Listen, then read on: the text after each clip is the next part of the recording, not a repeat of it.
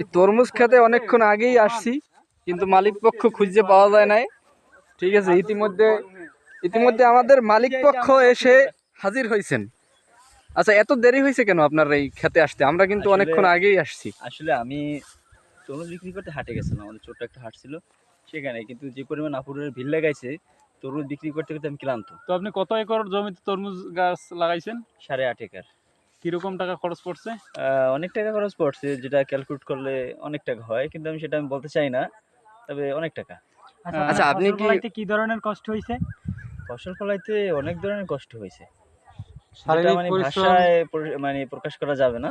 Huge পরিমাণ কষ্ট। জি জি। আচ্ছা, যেই পরিমাণে আপনি পরিশ্রম দিচ্ছেন এখানে, সেই অনুসারে আপনার কিরকম কি লাভজনক বা? আসলে ভাই, আসলে তুলনামূলক সেভাবে হয় নাই।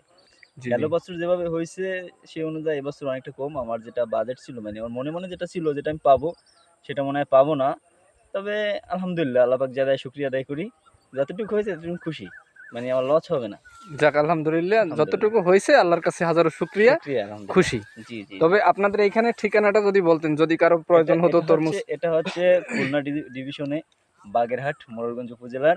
আর এই স্থানের নাম হচ্ছে হোগলাবনিয়া বড়বদরা।